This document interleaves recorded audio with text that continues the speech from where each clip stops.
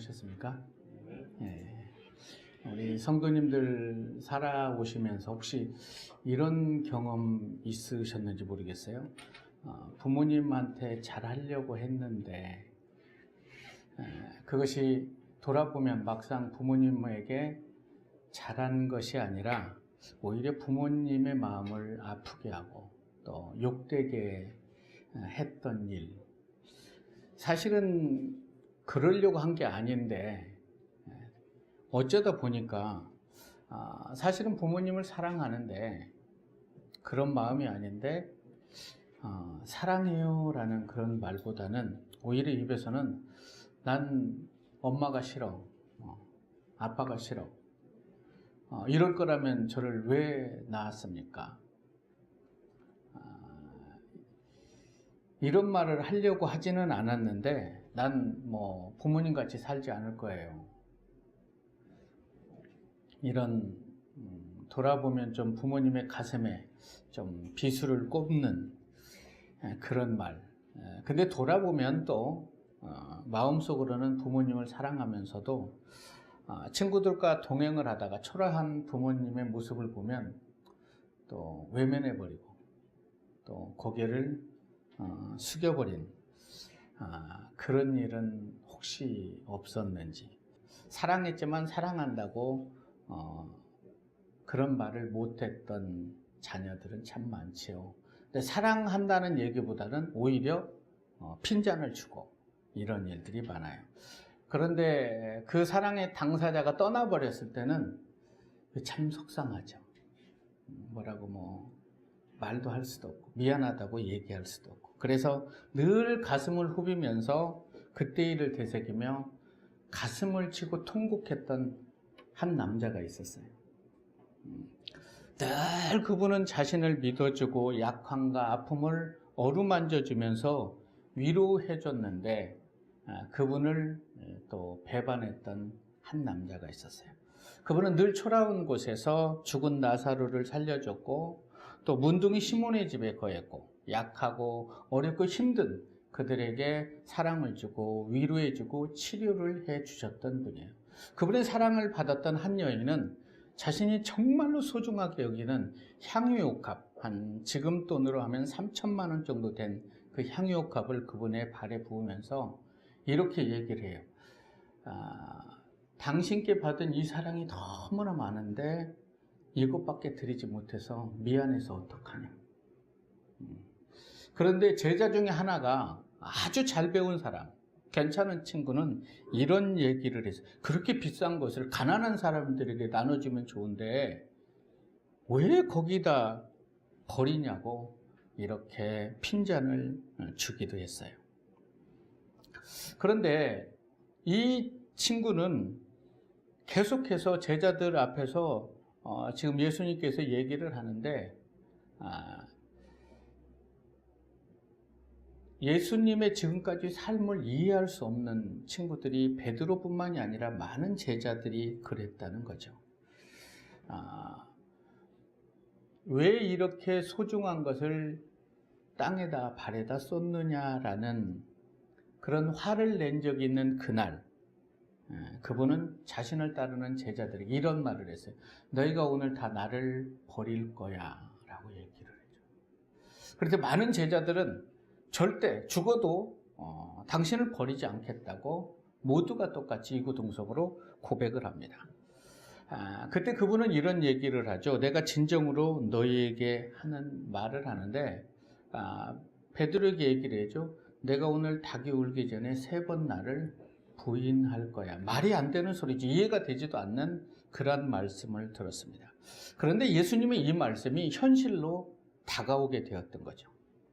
향유를 부었던 여인에게 화를 냈던 그 제자는 그분을 그 밤에 팔아넘겨버렸어요.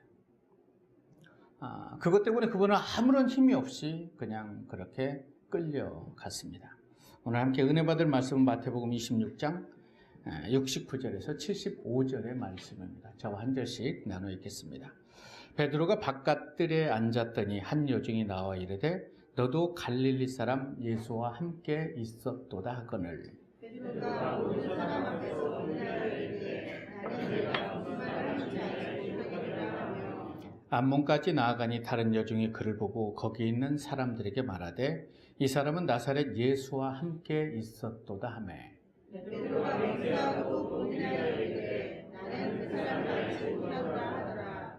조금 후에 곁에 섰던 사람이 나와 베드로에게 이르되 너도 진실로 그 도당이라 내 말소리가 너를 표방한다 하거늘. 그가 저지하며 맹세하여 이르되 나는 그 사람을 알지 못하노라 하니 곧 닭이 울더라. 이에 베드로가 예수의 말씀에 닭이 울기 전에 내가 나를 3번 부인하리라 하심이 생각나서 밖에 나가서 심히 통곡하니라. 가룟 유다의 배반으로 인해서 예수님은 이제 대제사장의 무리에게 잡혀가셨습니다. 그들은 예수님의 얼굴에 침을 뱉고 뺨을 때리고 조롱을 하고 희롱까지 서슴지 않았습니다.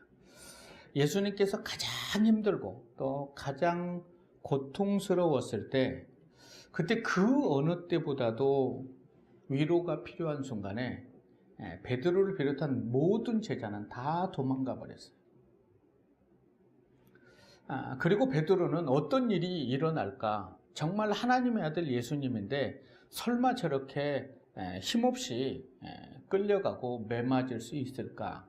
기회만 되면 내가 어떻게 도와줘야지 하는 그런 마음으로 그분을 따라갔어요.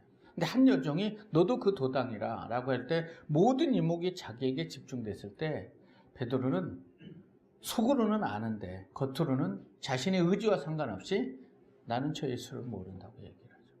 또 다시 누군가가 얘기를 할 때 나는 저 사람 모른다는 거죠. 1시간이 지난 후에 많은 생각을 했겠죠. 그런 후에도 나는 저런 놈 몰라 라고 저주를 했다고 성경은 기록하게 됩니다. 자신의 가식적이고 그런 위선적인 행동을 그는 용서할 수가 없었어요. 그렇게 3번을 부인한 이후에 닭이 우는 거죠. 그 전날 밤에 베드로는 그런 얘기를 했죠. 다 주를 버릴지라도 저는 주님을 버리지 않겠다고 호언장담을 했죠. 얼마 전에는 가이사랴 빌립보에서 제자들에게 얘기를 합니다. 사람들이 나를 누구로 하느냐? 심내 요한, 엘리야. 그렇다면 너희는 나를 누구로 하느냐? 그랬을 때 주는 그리스도시요 살아계신 하나님의 아들입니다 라는 이 위대한 고백을 베드로가 하나님 앞에 했어요. 그 고백을 한 이후에 너희가 정말 하나님의 아들이 나인 줄 안다면 내가 이 땅에 온 목적을 너희에게 가르쳐 주겠다고 하면서 나는 너희의 모든 죄, 인류의 죄를 위해서 많은 매를 맞고 십자가에 달려 죽으려고 이 땅에 왔다고 그들에게 얘기를 해줘요. 그 정도 되면 이들이 이제 알아들을 줄 알았어요. 그러나 제자들의 반응은 너무나 뜻밖이었어요. 절대 그러면 안 된다는 거죠. 우리가 3년 반을 당신을 따라 모든 것을 내어놨는데 갑자기 그렇게 죽으면 안 되지. 누구를 위해서 죽어야 되잖아. 성경에서는 어깨를 흔들고 간하다는 것은 당신 그러면 안 되지 하고 호통을 쳤다는 거죠. 내 인생 물어내 라고 하면서 호통을 쳤다는 거죠. 그런 그가 주님을 가장 힘들 때 3번 부인을 했죠. 그런 이후에 닭이 울어요. 그때 주님의 말씀이 생각나는 거죠. 오늘 밤 내가 닭이 울기 전에 나를 3번 부인하리라. 이 주님의 말씀이 생각나서 심히 통곡했다는 거죠. 그러려고 한 게 아니에요. 그런데 어쩌자고 그런 저주가 자기 입술에서 튀어나와 버린 거죠. 심히 통곡했어요. 우리 사랑하는 성도 여러분, 신앙생활을 하시면서 여러분들이 삶에서 주님의 말씀이 생각나서 심히 통곡하신 적이 있으십니까? 내가 말씀을 들을 땐 정말 이 말씀대로 살려고 아멘 아멘 하고 했는데 삶의 현장에서 내 의지와 상관없이 주님이 원치 않는, 주님의 마음을 아프게 하는 그런 삶을 살아간 적은 없는지 우리는 한번 생각했으면 좋겠어요. 그렇게 주님께 저주하고 주님의 아픔을 아프게 했던 그런 상황 속에서 여러분의 심령 깊은 곳에 성령님께서 찾아와서 여러분들에게 속삭인다면 그 주님의 말씀이 생각나서 심히 통곡한 적이 있냐는 거죠. 서로 사랑하라. 이렇게 하는 것이 의를 이루는 것이 합당하니라. 용납하라. 우리 그리스도인들은 심히 통곡해야 되는 사람이에요. 주님의 말씀이 생각나서 통곡을 하는 거죠. 주님의 말씀대로 그렇게 닭이 울기 전에 3번 부인했던 베드로는 부인한 후에 주님의 말씀이 생각나서 심히 통곡했다는 거예요. 그런 다음에 부활의 주님이 찾아왔을 때 베드로는 차마 부활의 주님을 바라볼 수가 없었어요. 다른 제자들은 도망가 버렸지만 베드로는 주님의 목전에 놔두고 3번 부인하고 저주를 했기 때문에 어떻게 고개를 들 수가 없었던 그런 상황에 놓였는데 부활의 주님이 찾아와서 베드로에게 괜찮아, 알아, 네가 나를 사랑하는 줄. 그러나 어찌할 수 없이 너의 의지와 상관없이 환경 때문에 무릎을 꿇고 좌절하고 나를 부인했던 거 내가 알아. 그리고 그 부인함 때문에 통곡하고 절규했던 너의 마음 내가 알아 라고 위로해 주신 거. 위로하시고 치료하시고. 그래서 3번째 갈릴리 바닷가에서 주님께서는 모닥불을 피워놓고 멀리 떨어져 있는 베드로에게 요한의 아들 시몬아 내가 나를 사랑하느냐. 베드로가 주님의 얼굴을 제대로 바라보지도 못하고 사랑합니다 라고 얘기를 해줘. 안다는 거죠. 네가 나를 사랑한 줄 안다는 거예요. 그러니까 생명보다 귀한 내 어린 양을 먹이고 내 어린 양을 너에게 맡겨줄 테니까 내 사랑으로 그들을 좀 인도해 주라는 거죠. 베드로는 고백합니다. 주님, 제가 주님을 사랑하는 줄 주님이 아시잖아요. 주님께서는 알지. 그거 하나면 된다는 거죠. 그거 하나면 돼요. 내가 너를 사랑하는 거. 그거 하나면 된다.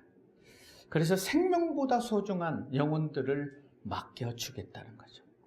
오늘 이 시간에 주님께서는 여러분들에게 묻고 계세요.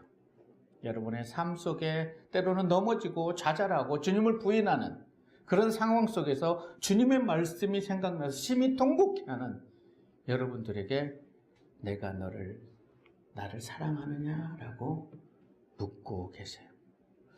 물질 만능주의에 물들어가고 있는 이 세상에서 우리 하나님의 백성들이 하나님의 말씀으로 묵상하면서 하나님의 말씀을 신뢰하고 그 말씀대로 살아가기보다는 세상에 무릎 꿇어버린 연약한 우리들에게 묻고 있는 거죠.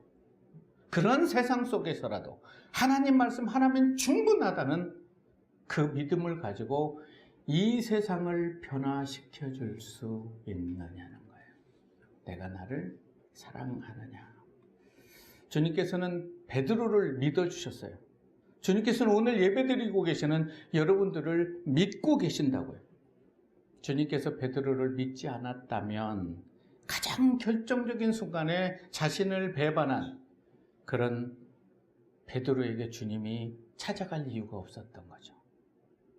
그러나 그에게 찾아가서 그를 위로해 주셨어요.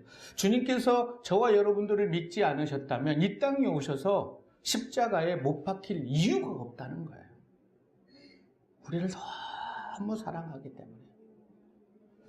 지금은 비록 힘들고 또 지친 몸을 이끌고 나와서 예배에 참석하고 때로는 아무런 기쁨이 없이 예배를 드리고 있을지라도 많은 사람 앞에서 주님이 나의 구주라고 외치지 못할지라도 때로는 믿음이 연약해서 좌절하고 낭망하고 또 쓰러지고, 그리고 슬픔에 잠겨 있을 때도 주님께서는 여러분들을 믿어주시고 늘 여러분들과 함께 하신다는 것을 믿으시기 바랍니다.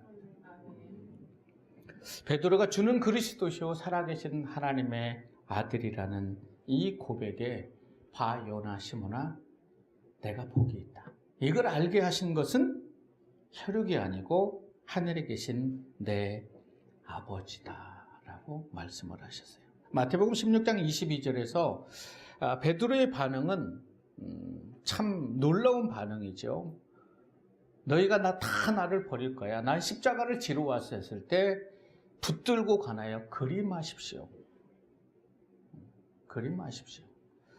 우리는 때로는 예수님을 주님으로 믿는다고 고백한 후에도 베드로처럼 하나님의 일을 생각하는 것이 아니라 종종 사람의 일을 생각하고 계획하며 살아가고 있는 것을 볼 수가 있습니다. 그렇기 때문에 나를 위해 피를 흘리시며 고난받으신 주님을 바라보고서도 부인할 수밖에 없다는 거예요. 하나님의 일보다는 사람의 일을 생각하기 때문에 주님의 십자가의 고난이, 부활의 영광이 보이지 않는 거예요. 볼 수 있다는 것하고 보지 못하는 것은 엄청난 차이가 있죠. 베드로는 주님이 그리스도임을 깨닫는 은총은 입었지만 그분의 말씀대로 살아가려는 그런 의지는 너무나 약했다는 거예요. 그래서 순식간에 주님을 꾸짖고 또 3번이나 부인하고 저주할 수밖에 없었다는 거죠. 그러나 베드로가 부활의 주님을 만나서 그분의 사랑이 자신의 삶에 부어진 이후에 그는 예전에 우리가 알고 있던 그런 연약한 베드로가 아니었다는 거죠. 지금까지 여러분들이 베드로의 연약한 삶을 사셨다면 오늘 이 시간 이후로는 좀 부활의 주님을 만나고 그분의 사랑이 여러분의 삶에 가득 부어져서 정말 주님 한 분만으로 만족한 역사의 지평을 열어갈 수 있는 그런 하나님의 자녀가 되었으면 참 좋겠습니다. 부활의 주님을 만난 이후에 베드로는 완전히 새로운 삶을 살게 돼요. 혹시 여러분들 사시면서 주위 사람들이 여러분들을 보고 당신 예수 믿은 이후에 삶이 변했어, 이런 소리 듣고 계시죠? 네. 아멘 하셔야 돼요. 이런 때는 듣고 계십니다. 베드로는 부활의 주님을 만난 이후에 완전히 새로운 삶을 살면서 예수 그리스도를 위해 순교하는 그 순간까지 아름답고 고귀한 믿음을 놓지 않았어요. 그렇다면 예수님을 배반한 베드로가 훗날 위대한 사도가 돼서 많은 사람들을 변화시킬 수 있었던 그 원동력은 뭘까요? 뭔가 있었단 말이죠. 그것은 베드로는 하나님의 말씀을 하나님의 말씀으로 받아들였어요. 베드로는 닭 울음소리에 숨어있는 주님의 말씀을 경고로 받아들였다고. 그래서 베드로는 그 사건을 일평생 잊지 않았어요. 그래서 내가 조금만 주님의 말씀에서 멀어질 것 같으면 그때의 생각을 하고 심히 통곡했어요. 심히 통곡한 이후에는 살아가면서 주님의 말씀이 늘 생각나서 기뻐하며 감사하며 하나님께 영광 돌리는 삶을 살았다. 우리의 삶에 늘 하나님의 말씀이 생각나서 심히 통곡하는 차원을 벗어나서 심히 기뻐하는 그런 삶을 살아갈 수 있다면 주님이 얼마나 기뻐하실까요? 오늘 본문 74절 75절에는 이런 표현이 나옵니다. 저가 저주하여 맹세하여 가로되 내가 그 사람을 알지 못하노라. 한때는 my Lord, my God, 그러다가 선생님 저주할 때는 그 사람을 알지 못한다. 그러니까 닭이 울어요. 이에 베드로가 예수의 말씀에 닭 울기 전에 내가 3번 나를 부인하리라 하심이 생각나 밖에 나가서 심히 통곡하는지라. 예수님을 3번 모른다는 이유에 어떤 닭인지 모르지만 아무튼 울었어요. 그 동네의 모든 닭이 울었는지 모르겠어요. 베드로가 들릴 수 있게끔. 주님께서 피투성이가 된 모습으로 베드로를 돌아보시던 그때의 그 순간에 닭이 울었다고요. 그래서 주님의 말씀이 생각나서 인적이 없는 흠이진 골목에 들어가서 꺼이꺼이 울었어요. 몸부림을 치면. 그리고 그는 죽을 때까지 그 순간을 잊지 못해요. 그 이후로 베드로는 사단의 유혹을 받을 때마다 그 끔찍했던 기억을 떠올리면서 심히 통곡했던 기억을 떠올리면서 감사를 피어올렸어요. 하나님의 은혜를 피어올렸다고. 아무리 죄를 짓고 싶어도 닭 울음소리만 생각나면 그때 일을 생각하면 죄를 지을 수가 없었던 거죠. 삶의 결정적인 위기의 순간에 주님의 말씀이 생각났던 베드로는 위대한 사도가 됐지만 삶의 결정적인 위기의 순간에 주님의 말씀이 생각나지 않았던 가룟 유다는 은사십을 성전에 던지고 스스로 목매서 죽었어요. 나는 어떤 삶을 살아야 될 것인가? 하나님의 백성이 하나님의 말씀이 생각나지 않으면 스스로 목매어 죽는 길을 선택하게 된다는 것을 좀 기억했으면 좋겠어요. 오늘 여러분들에게 죄를 막아줄 수 있는 것이 있다면 그것은 무엇입니까? 나에게 죄를 막아줄 수 있는 그 무엇이 있는가? 하나님이 싫어하신 일을 하지 않도록 죄가 내 삶에 침투될 때마다 그것을 떨칠 수 있도록 하는 그 무엇이 나에게 있는가? 베드로가 오늘날 베드로가 된 것은 하나님의 말씀을 생명의 말씀으로 여기며 그 말씀을 믿고 따랐기 때문이에요. 여러분들은 예수 그리스도로 통해서 새로운 신분이 된 하나님의 자녀들입니다. 죄가 생각날 때마다 하나님께서 싫어하시는 일을 하고 싶을 때마다 나를 위해 십자가에서 많은 매를 마시고 피 흘려 죽으셨던 그분을 묵상하게 된다면 우리는 심히 통곡하고 또 심히 기뻐하는 삶을 살아갈 수 있지 않을까. 그러려면 우리는 하나님의 말씀을 들어야 됩니다. 하나님의 말씀으로 내 삶에 가득 채워야 돼요. 하나님의 백성은 하나님의 말씀을 담는 그릇이에요. 이 그릇에 세상의 다른 것을 담아버린다면 우리는 심히 통곡할 이유가 없고 기뻐하며 도망갈 수 있어요.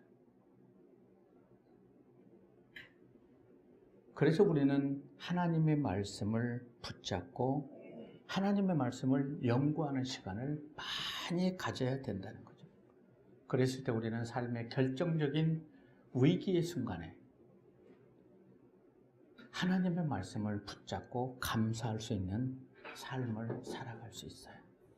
하나님께서는 이 시간 저와 여러분들에게 물어봐요. 내가 나를 사랑하느냐? 내가 나를 사랑하느냐? 세상의 그 어떤 것보다도 나 하나면 충분하느냐? 라는 것. 부모 되신 분들은 자녀들이 엄마 하나면 충분하잖아요. 충분하기 때문에 엄마는 이 아이를 위해서 모든 걸 다 내어놓습니다. 인간의 어머니도 그런데 하늘에 계신 하나님 한 분만을 우리가 의지한다면 어떤 일이 벌어질까요? 여러 사람을 의지하면 어떤 일이 벌어질까요? 기막힌 일이 벌어지겠죠. 그러나 저는 여러분들이 하나님 한 분만을 어린아이가 엄마를 사모하는 것처럼 그렇게 한 분만을 사모하셔서 하나님 안에 있는 예수 그리스도 안에 있는 모든 풍성한 축복을 받으셔서 정말 여러분들을 통해서 여러분의 가정이, 교회가, 이 땅 제주가, 대한민국이 복음의 물결로 흘러넘치기를 우리를 죄에서 구원하신 예수님 이름으로 축원합니다.